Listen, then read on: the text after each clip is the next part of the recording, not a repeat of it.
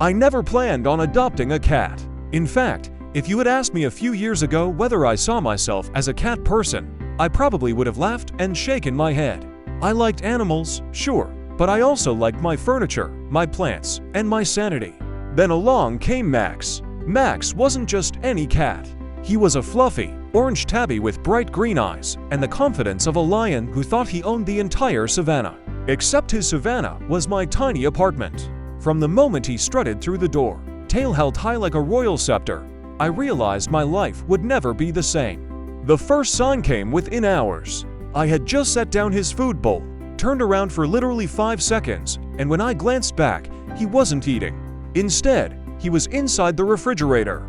Don't ask me how he figured out how to wedge the door open, but there he was, nose deep in my leftover pizza like it was his birthright. I pulled him out, pizza slice dangling from his mouth, and he gave me this smug look that said, "You can have the box, human. The slice is mine." From that day forward, chaos became my roommate. Take mornings, for example. Most people wake up to an alarm clock. I wake up to Max launching himself onto my chest at precisely 5:13 a.m. Not 5 o'clock, not 5:30, exactly 5:13. He doesn't meow or gently nudge me awake, oh no, subtlety is beneath him. He body slams me like a furry professional wrestler. If I don't immediately rise and serve breakfast, he begins a symphony of destruction, knocking water glasses off tables, unraveling toilet paper, and my personal favorite, sitting directly on my face. I tried ignoring him once. Big mistake. He climbed onto the bookshelf and began methodically pushing my souvenirs onto the floor. Smash, smash, smash. By the time I surrendered, my miniature Eiffel Tower was in 3 tragic pieces. Max, of course, sat proudly in the middle of the wreckage, licking his paw as if to say, "Lesson learned." But mornings were just the warm-up. Afternoons brought new challenges. I work from home, which means I spend a lot of time on video calls. Or at least, I try to. Max considers himself an equal participant in every meeting. If I'm discussing a project with my boss, he leaps onto the desk and parades his tail directly across the webcam. If I mute myself, he takes it as an invitation to begin yelling loudly, as though auditioning for an opera. The pinnacle of embarrassment came when he actually managed to press the keyboard mid-call, sharing a screen full of cat memes he had somehow opened. My boss laughed for a solid 2 minutes before composing himself while I seriously considered changing careers. Of course, Max isn't all destruction. He has a mischievous charm that makes it nearly impossible to stay mad at him.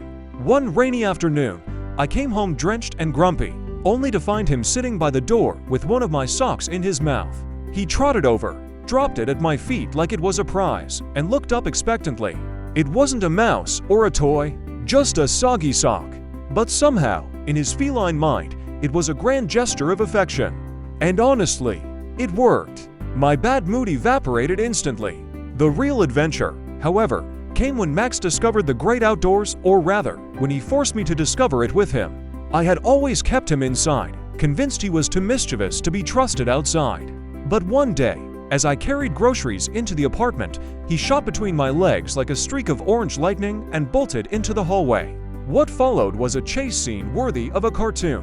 Picture me, juggling bags of produce, sprinting down 3 flights of stairs while shouting, "Max!" at the top of my lungs. Neighbors peeked out of doors to witness my humiliation as Max dashed from hallway to lobby to parking lot, tail held high in triumph. By the time I finally caught him half under a parked car, eyes gleaming with glee, I looked like I had completed a marathon. He, of course, looked as pristine and smug as ever. That little adventure inspired him. From then on, every time I opened the door, he positioned himself like a sprinter at the starting line. Sometimes he succeeded, sometimes he didn't, but the thrill of escape was clearly his new favorite hobby.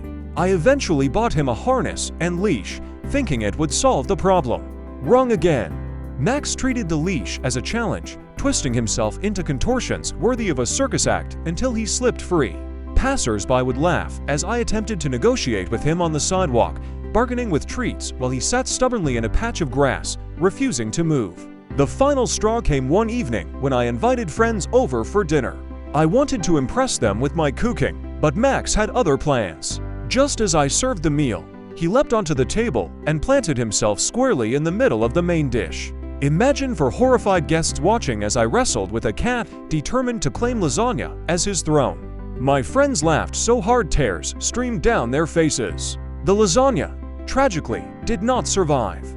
And yet, despite all the chaos, I wouldn't trade Max for anything. He has a knack for turning ordinary days into unpredictable adventures.